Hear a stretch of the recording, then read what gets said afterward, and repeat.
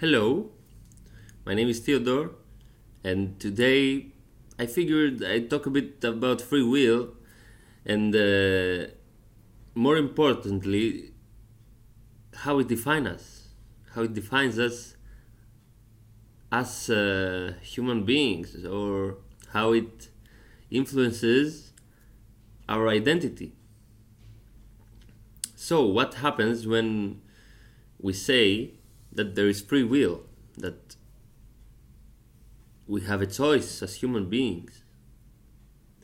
What usually is the premise, the assumption of that question? So, when we get to make a choice about something, there is, of course, the number of choices. We have the situation, and then we have the outcome. We have the situation and the eventual outcome. And then we have, in the middle, the choice machine. We get to have a choice about the situation so that we would produce the best possible outcome. So what is this choice machine? This is a black box. This is a box where choice is made that we call making a decision. So what happens there?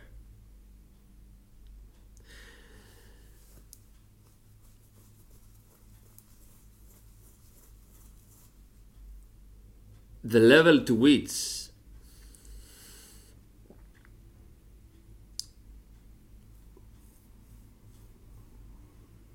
we measure our identities as sovereign, independent, and choiceful human beings is the degree to which we think that this black box that we call choice is not part of the situation, and it is a stochastic machine which makes kind of not exactly random choices, but choices based of course on the input it gets, the situation, but stochastically influenced by the person's character. And the weird thing is, we don't think of character as part of the situation, of the input. So we don't think that the output is anything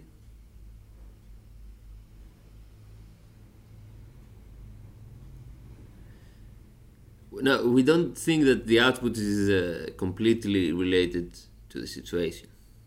We have a separation there, which is this black box.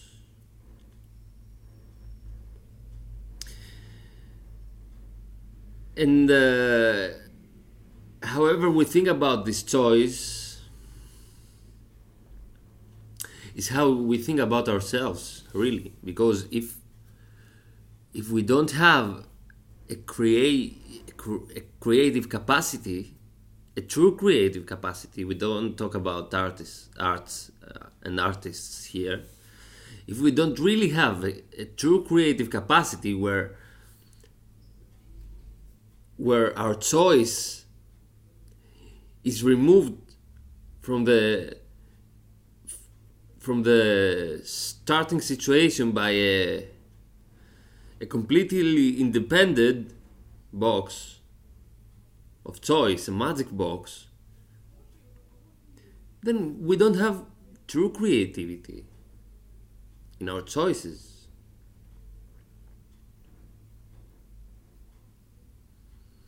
And in truth, our creativity is input, really. It's the input which got transformed into a new situation, a new input for another choice. So imagine if the way we talked about humans was the way we talked about anything else. Like, for example, rain. Does rain choose to pour? Or a rock that slides downhill. Does a rock that slides downhill has choice on the matter? And if not, then why do we think that humans are any different in that regard? We have consciousness. So, even in consciousness, let's take consciousness, our experience. Can we choose what we experience? I think you know that we don't choose our thoughts even.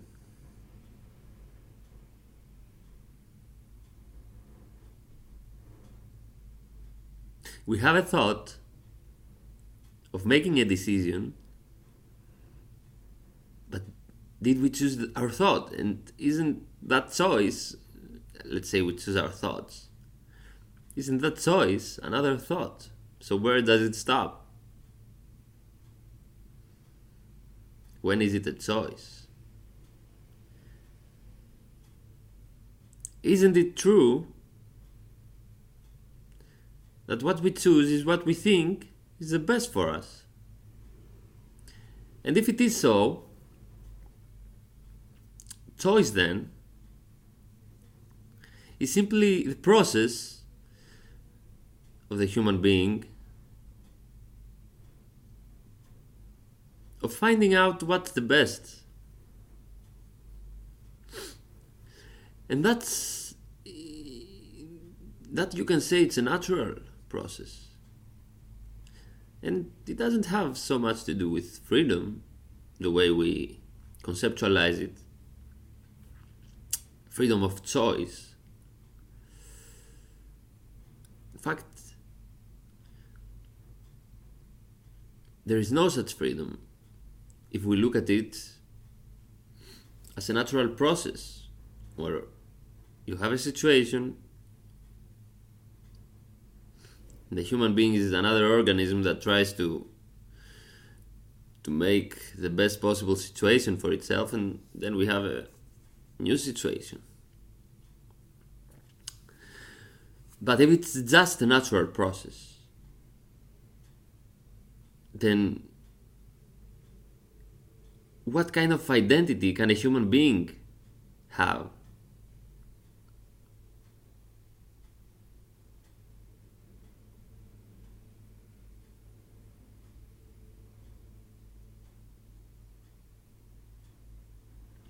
Isn't it just part of nature, which does its thing, like raining and not raining, and being day and then being night? Isn't it all part of a natural phenomenon, which we call life? Now,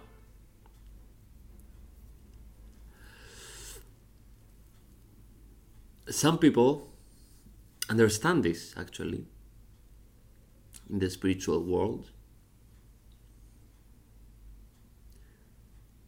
or kind of understand it, and but then they find out that they are not a person, and that they are consciousness.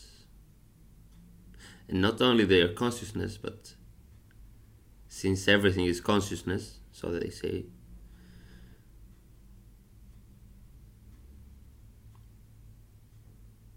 then they are everything. And the logic goes like this: I kid you not. The logic goes that if, as a person, you don't choose, but as consciousness, you choose everything. How cool is that, right? And because you're consciousness, you're choosing everything. That's the logic. So you choose the wars and you choose the flowers. You choose the rain, you choose the sunny days, you choose everything. But then this is so removed by our own experience, because that's what spirituality is. It's about our own experience. That's so removed from our own experience. Our own experience is a bodily experience. We are attached, as experientially speaking, to the body all the time.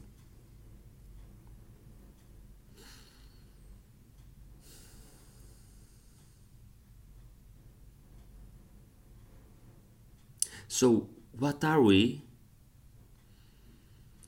if we can't choose? And more importantly, maybe, what are we if we choose everything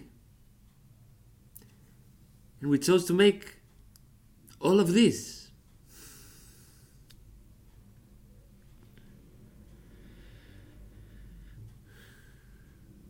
I think there is a huge fallacy, which is a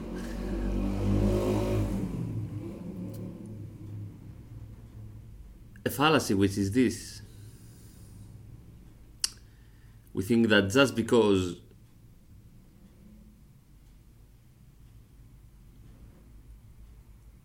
everything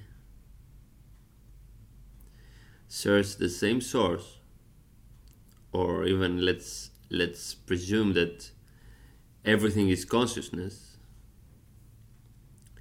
just because we take that as a premise, we think that just because there is consciousness here, first, that we are it, and second, that in a sense we are the universe that chooses everything. But what if there was no such thing as the universe that chooses everything? And what if consciousness wasn't an all-knowing entity that makes everything, like we think of a personal God? In the past, we used to think about that like that a lot. What if consciousness isn't like that? And why do we have the need for something to be an entity other than what happens? Why do we need to be something?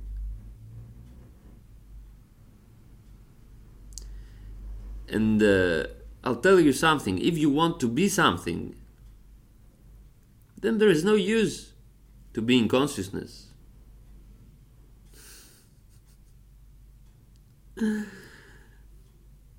What does consciousness mean? There is access to your own consciousness, and that consciousness includes things that are influenced outside of your body. Even your consciousness can't control everything. So, okay, but I have strayed from the free will theme, and what I have to tell you is this, really simple. The way we think about free will is the way we think about our identity. And if there is no free will, it's very hard to take up an identity. So think about the next time you hear from someone that consciousness is universal, and then say that it's our choice to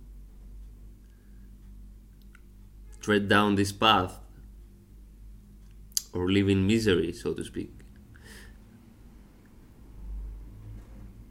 And then ask them, or ask yourself,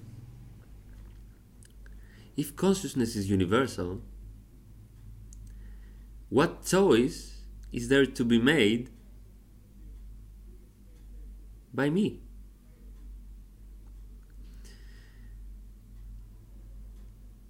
And if I was really consciousness, then why choose any of this?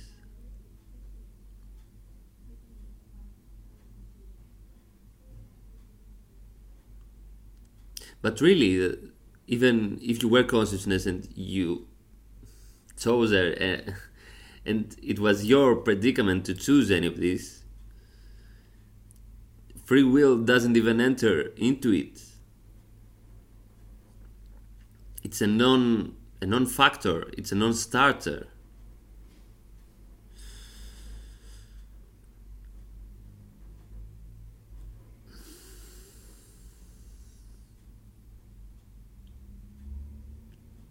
The material for free will just isn't there.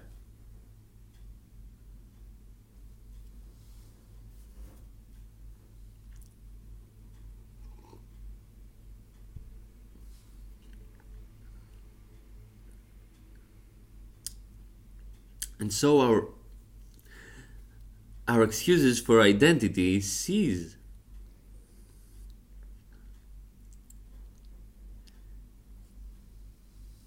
But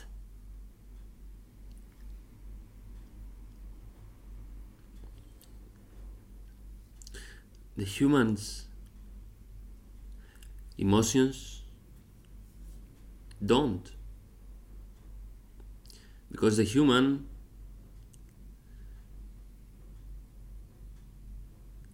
is by all means, by certain means, to an extent, it is separate.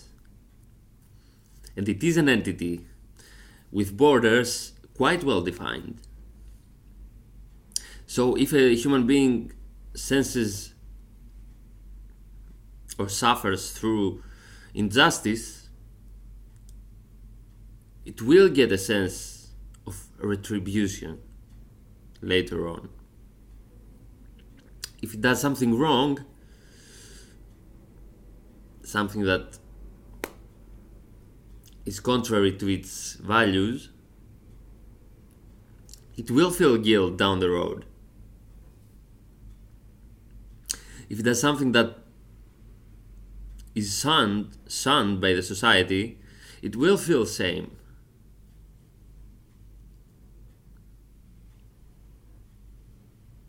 What is shame? Shame is the feeling that the people who support us, the society, and who let us live, because society can kill you,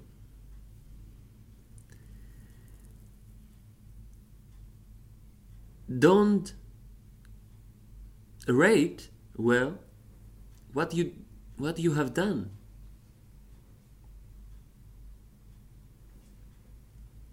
So all these are perfectly valid emotions and psychological items and attributes of a human being. But if you are asking, who am I? You've probably been past the human being. and you're into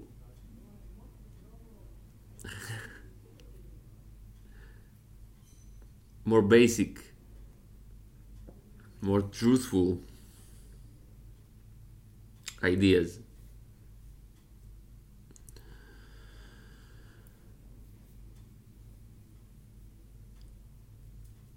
So,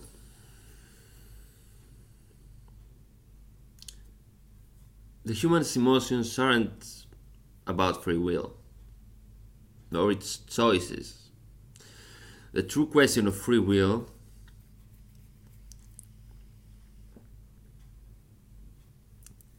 is what is our identity? Who is it that chooses? And be careful to pick something that doesn't have any inputs before it. Because if you have something that is influenced by a situation, then this is slave to the situation. So if you take it like that, you can only say, I take the identity of nature. So you are the whole of nature now. So that's what leads some people to say I'm God, but they forget that it comes out of their mouth. It comes out of a human mouth what they say.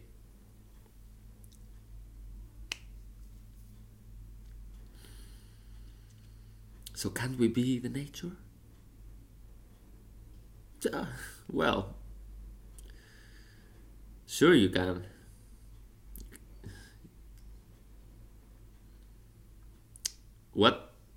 What talks is a part of nature. But there is no permanent identity in any of that. And in that sense, you are not anything. Because even if you were nature, nature changes all the time. And people talk about an unchangeable background, or the screen behind the movie. But in this case, when the movie stops, there isn't anything. And you can see that when you're sleeping, for example.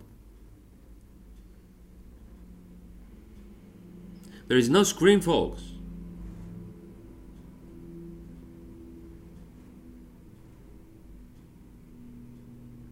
There is only the movie.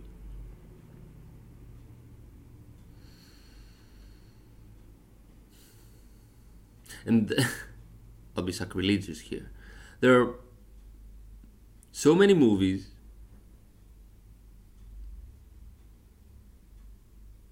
and they are all of one perspective. And yes, they are all made of movie material.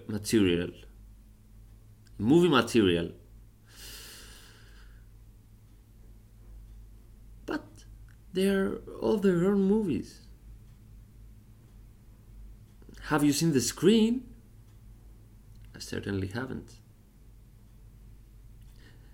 I think this has gone for too long now, so I guess I'll say goodbye for now. So, goodbye, and see you in the next video. See you in the next video.